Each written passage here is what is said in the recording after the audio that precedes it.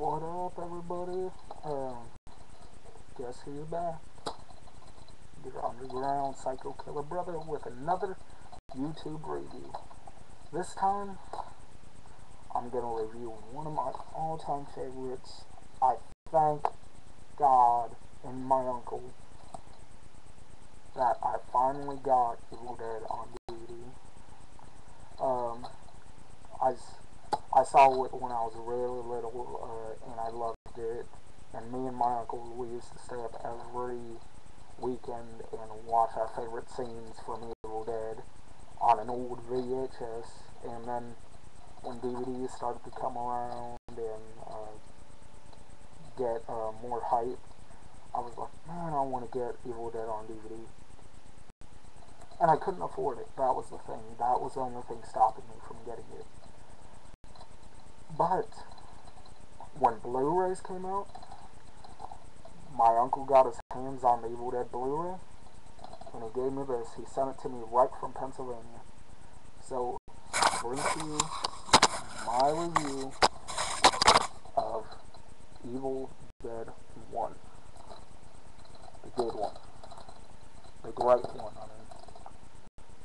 The ultimate experience in grueling terror. Any fan of Evil Dead knows that was the subtitle for it. Originally called Book of the Dead, it was based off of Within the Woods, which is on YouTube. I checked it out. It's a pretty cool film, but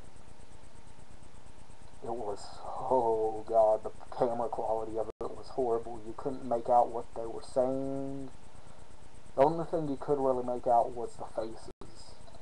And they all went by their real names too, like Bruce Campbell went by Bruce, all of the rest of them went by their real names. Anyways, the reasons, first I'm gonna get into the reasons why this is my favorite horror movie,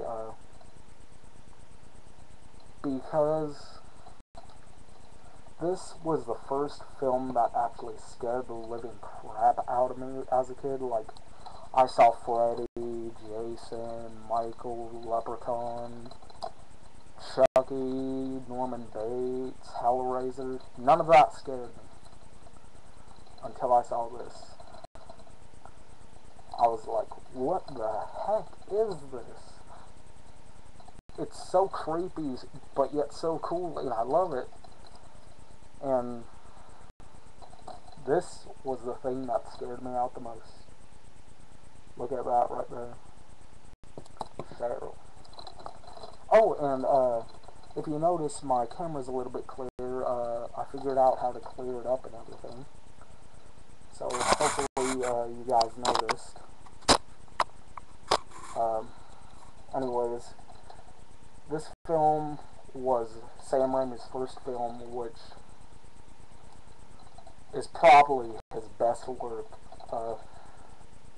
Actually, I think it is his best work. That's just my opinion. Anyways, as I was saying, this film was a groundbreaker when it came out in, I think, let me see, 1982. It was a groundbreaker for being the most original and ferociously original film ever made.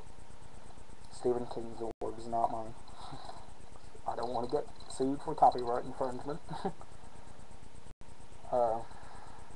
It was filmed in Morristown, outside Morristown, Tennessee. And it's about 5 college kids. They buy a cabin off of some old dude. You never get to see who sold them the cabin. But anyways, they're driving on a rickety bridge, and any person knows when something says travel at your own risk, try to find a different way around. When they got on it, it just started falling apart. And anyways, they made it to the cabin, by the way. Of course, otherwise it wouldn't have been a great movie. They immediately get settled in, and on The inside looks worse than the outside of the cabin, by the way. Like, it's all old and musty, and you can see the dust in there. And next thing you know, it's nighttime, and what else but a cellar door opening up by itself. There's the cellar, by the way. The cellar door opens, and they just think it's, oh, just some animal. And what happens is, Bruce Campbell's character, Ash, that's what he's best known for, as playing Ash,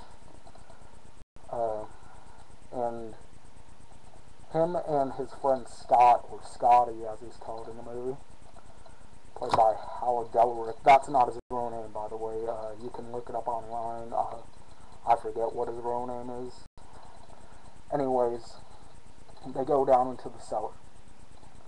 And what happens is, they find the original title of The Evil Dead, The Book of the Dead.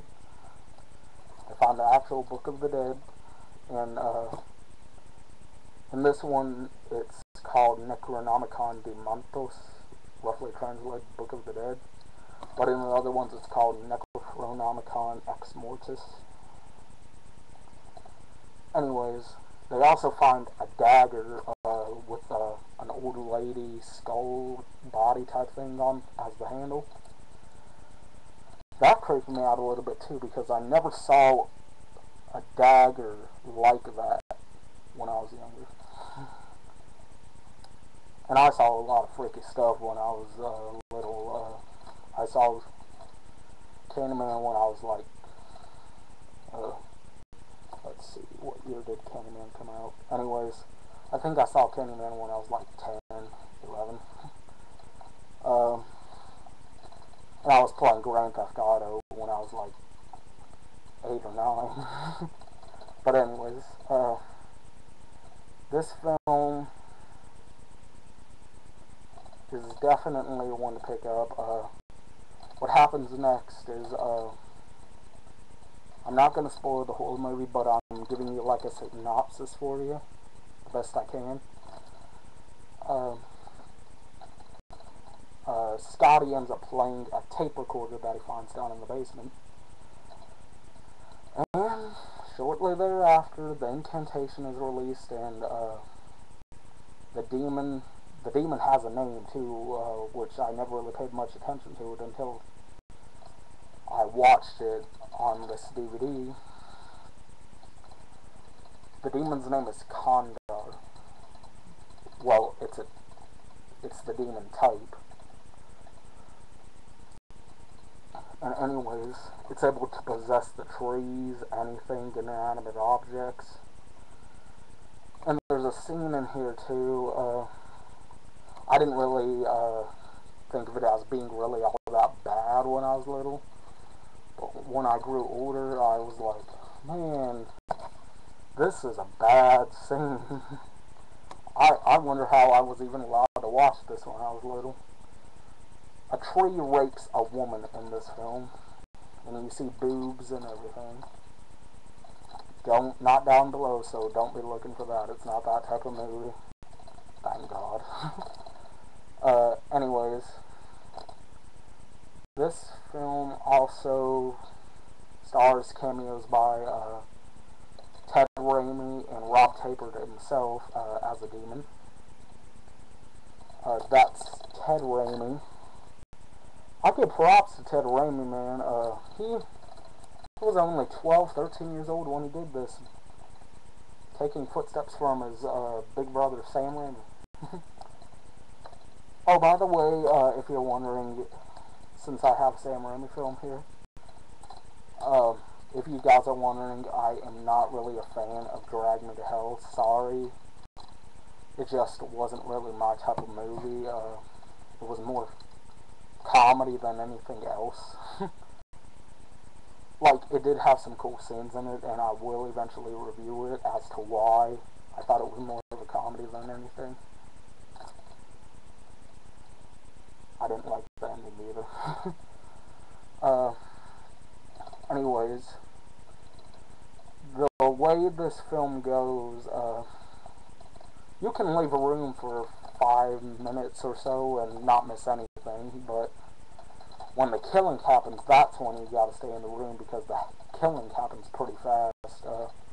Probably my favorite kill is when Scotty ends up chopping up Shelly with an axe, and blood squirts all across the screen. And if I was to give this movie, out of Hatchet's 10 out of 10, Hatchet's out of 10, I'd probably give it a 9.5 out of 10. Actually, 9.8, sorry. Why not 10 out of 10? Like I said, it's kind of slow. But not too slow where I got bored, like, ugh. Okay, I get this. But slow, like, like I laughed a little bit. But then, like, it just punches you right in the face, like, oh, damn, where did that come from? And I give props to Sam Raimi, man. He wanted to make a great horror film, and he did. Anyways, if you want a film that's great, low budget, and probably going to scare the hell out of you, if you haven't seen this, this will scare the hell out of you. Pick this up. A lot of people have the Book of the Dead edition, which I really wanted to get too. But I'm happy with this version. Hopefully I'll get Book of the Dead 2, Evil Dead 2. Like I said, Evil Dead 2 was an alright movie. I have nothing against it. It's an exact continuation of this movie too. It's like a flashback at the beginning, but then it moves on as the second movie. Anyways, peace out. Check out Evil Dead if you haven't even seen it. And for those who have seen it, I am happy for you guys, because at least I know there's a couple of fans out there who know what Evil Dead is and how awesome it is. Oh, and I will eventually review some of the Evil Dead games. I have 3 of them. 3 out of the 4 games. I have the one for the Commodore 64, which I downloaded for the computer. So I can't really review that one with a case. But I got Evil Dead Regeneration and Evil Dead Hell to the King, which, by the way, stays very true to Evil Dead 1 and 2's plot. Anyways, peace out. Psychopath1c. Signing off. Oh, and thanks to all the views, all the people who viewed my videos and sent me messages and everything. Peace.